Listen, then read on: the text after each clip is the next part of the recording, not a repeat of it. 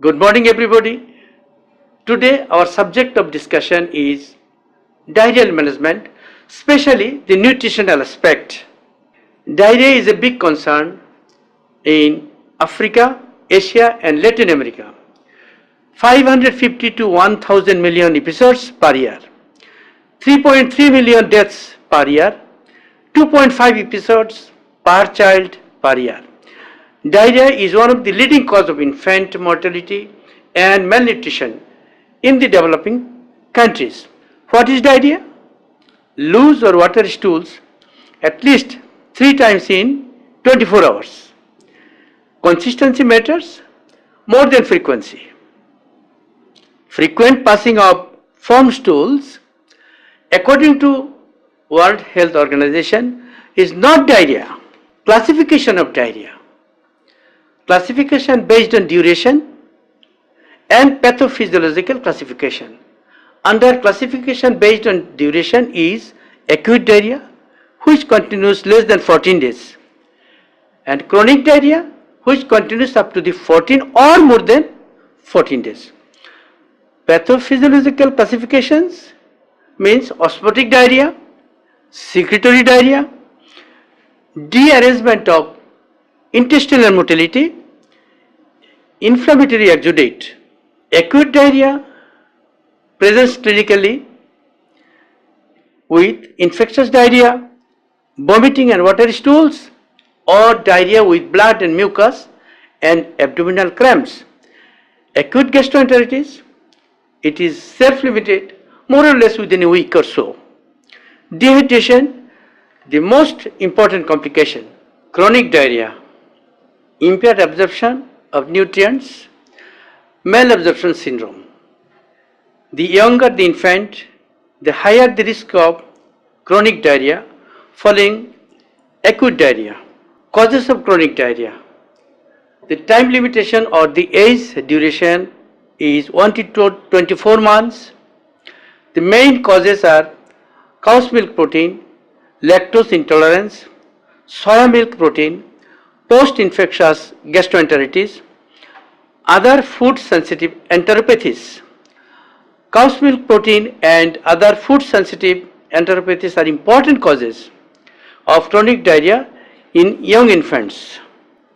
Chronic diarrhea, the clinical presentations is severe malnutrition, growth retardation due to repeated episodes of infectious diarrhea in a contaminated environment, immune depression in conditions such as celiac disease or Crohn's disease.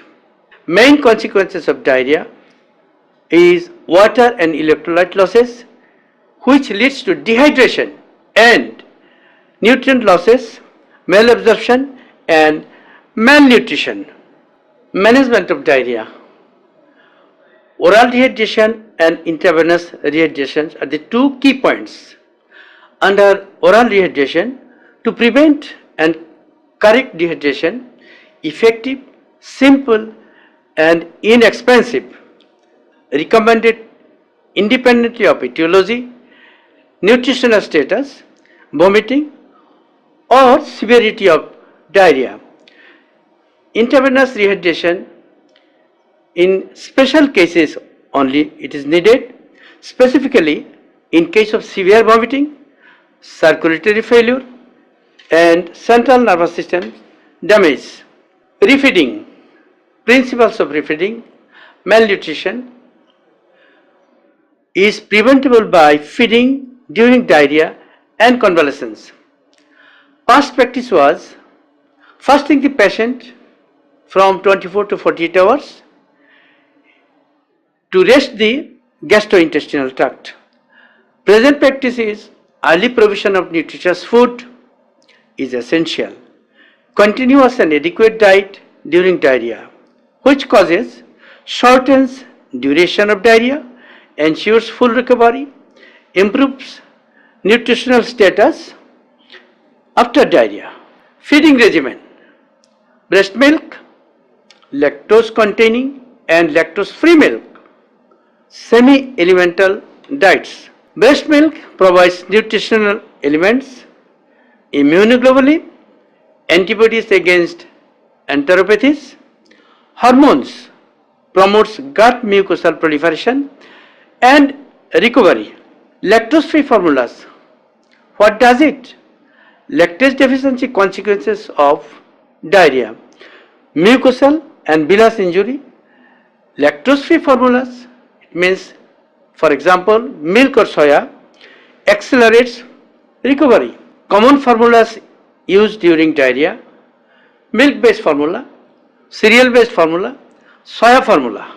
Milk-based formula provides all nutritional requirement during diarrhea.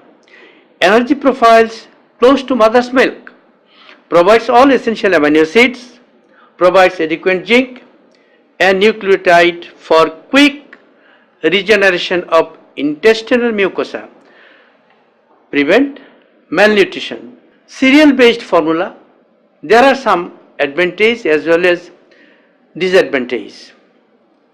Quicker resistance against water stool, added rice flour, banana powder, apple powder, which may increase osmolarity.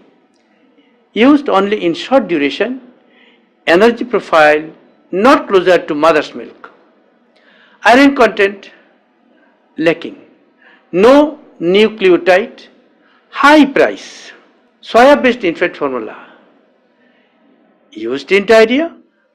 Safety issue and potential adverse effects are adverse effects of phytoestrogens, thyroid gland, sexual development and fertility, immune system, central nervous system's problems. Allergenicity of soya. Soya is a potent allergen. Soya is at least as allergenic as cow's milk protein. Up to 40% of infants intolerant of cow's milk also develop soya protein intolerance. Soya protein can cause intolerance reactions with gastrointestinal symptoms and acute anaphylaxis. Feeding soya formula from birth in infants at increased risk of developing allergy does not have a beneficial effect. Feeding during diarrhea. Proper feeding during diarrhea has been shown to be beneficial and prevents malnutrition. Easily digestible, energy rich, high potassium containing non-fibrous food should be given to the child. During convalescence, at least one extra feed daily for several weeks is recommended. Thank you very much to join with me in this fine morning.